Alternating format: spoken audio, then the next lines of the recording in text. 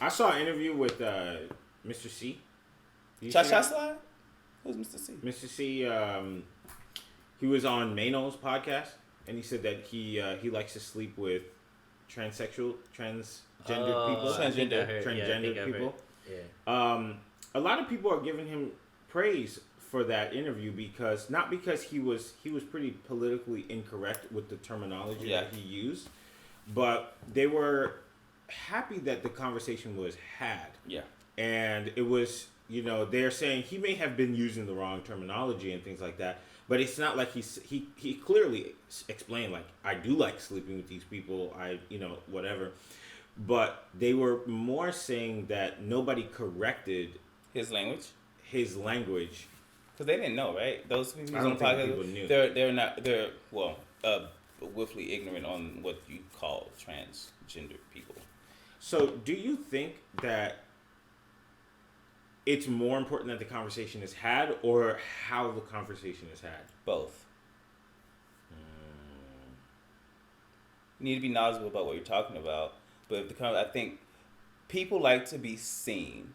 No one likes to be invisible. Mm-hmm. So it's nice that people are talking about a group of individuals that we have in our world that are so underrepresented, and they're talking about them in I guess a good way. I mean, but just talking about them at all. But still, you need to be educated about people.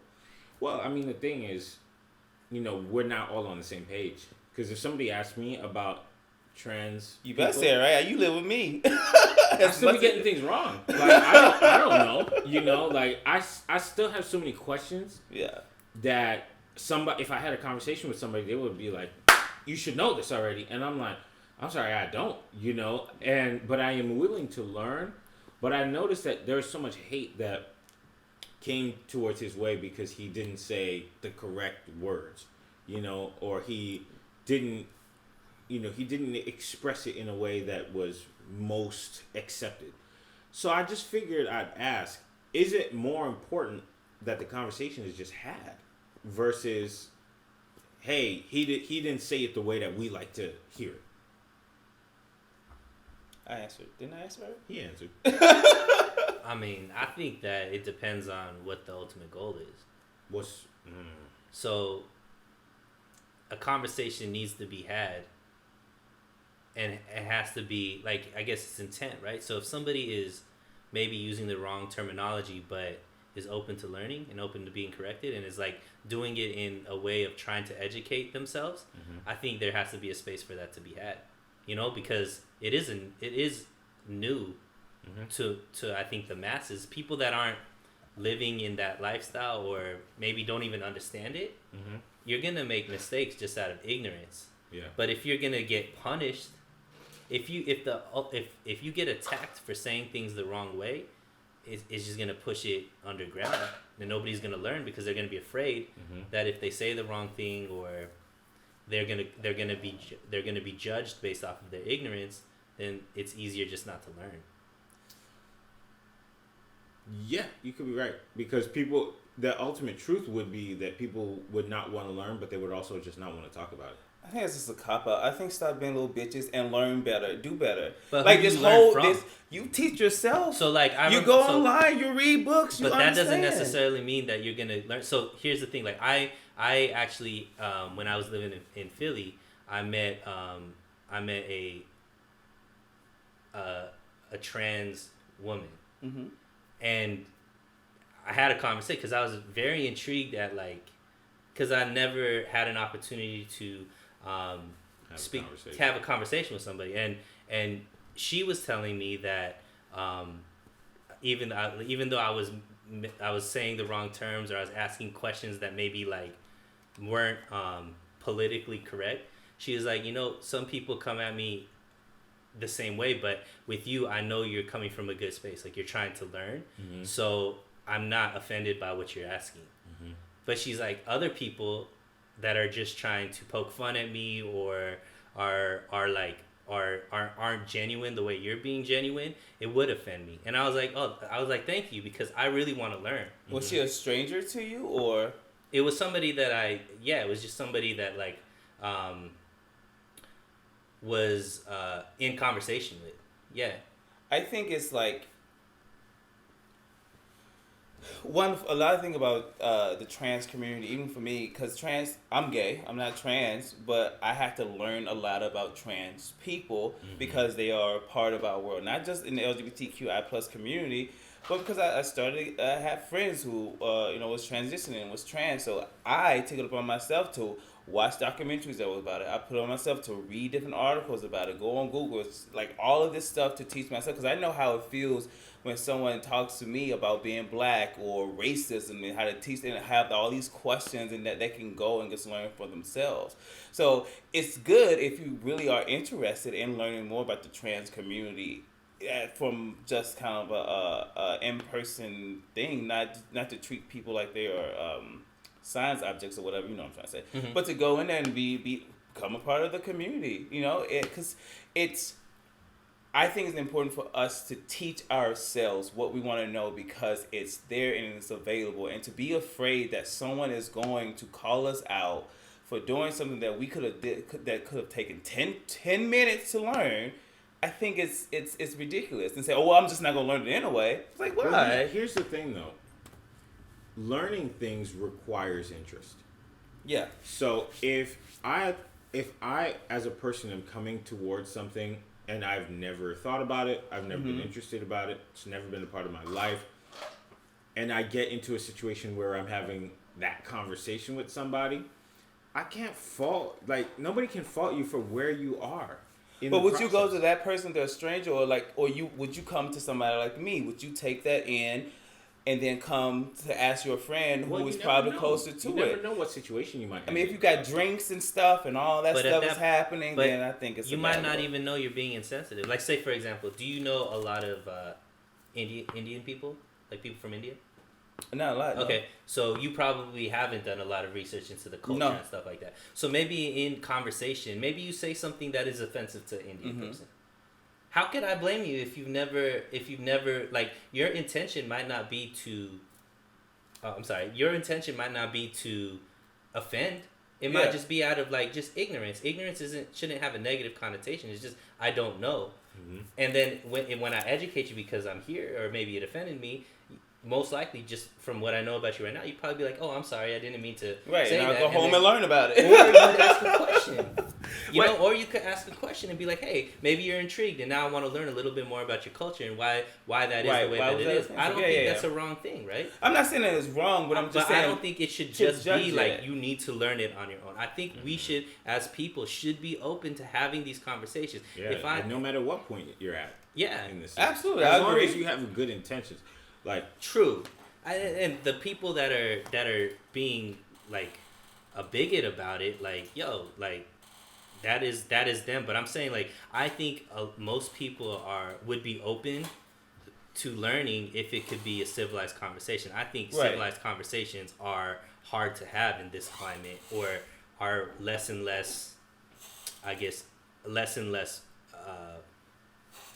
we can't have them anymore, because you should be dug in.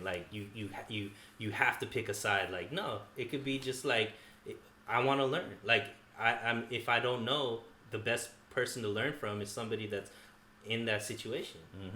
And I agree with everything that you're saying. I don't disagree with you. I mean, my first point was based off a guy going on the podcast already and talking about how he loves transgender people, but not using the correct terminology, right? So if you love something so much, you don't take time to just kind of, you know what I mean, to treat people as people. And also the responsibility of a stranger. You don't owe me anything. If I say something that's wrong or offensive and you can react whatever way you want to react, it is my job, not your job, to educate me on something that I said that was stupid. It's my job to go home and educate myself. I don't put that responsibility on you. Now, if we want to have it, yeah, absolutely. I'm a kind person. I will talk to you about gay shit, black shit all the time. You see a person that will educate me, but it's the responsibility is not on you at all. It is on me to learn what I don't know. And I think I just disagree with that, because I think, what's the goal? If the goal is to create a society where more people are knowing, then we do need to take responsibility. If I have more knowledge in something than somebody else, it should be my responsibility to share that. Especially if you have a problem with it. Yeah, and if you have a problem with it, the wise thing for you to say is, look, I'll never forget when a white guy said the N-word to me, right? And knowing me, I just said, nah, sticks and stones, right? Yeah. But I said, you know what? Let me just get like 2 minutes right here because I could just let this slide. go. I could just let it go and just say, hey, go look it up. Go figure it out, right? But in that moment, if I take responsibility to educate you for 2 minutes, then next time you do it, I have to shoot you. You already know. Right. Then it's a choice. Right. You chose to disrespect me. But that's you. I guess I'm just what I'm trying to say. Everyone's gonna be differently, right? 100%. Everyone, and it's not. So there's some people that's not gonna want to spend their night or spend their day educating someone about their culture, or have the patience, because everybody's not meant to be a teacher, right? And everybody doesn't give you that much grace. So especially if you hate something, I feel like everyone who hates something should know the most about the topic that they hate. Because if you hate it, you have to know the most about it. Because it makes no sense to hate something that you don't know anything about. I love Medea. Hey, but going back to that point, I think that we need to be more open to educating, because I think that the problem, like, you don't know what you don't know. If it never gets if you could go through the world saying the N-word and never getting checked, because everybody's just letting it pass or whatever it is, and then you say it and then you get knocked out because you said it to the wrong person. Do you think that's educating though? That person that knocked that person out?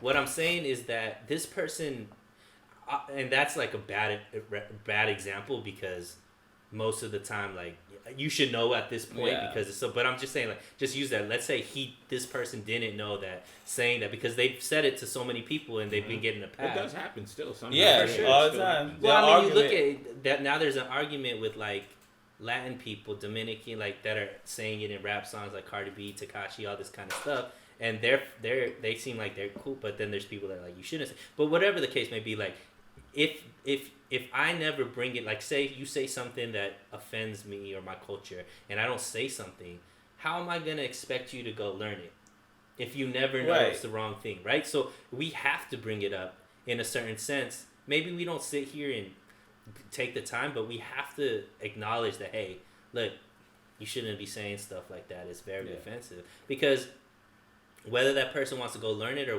whatnot, now they know, if I say this, it could offend somebody. Right. And I think that step is being skipped a lot.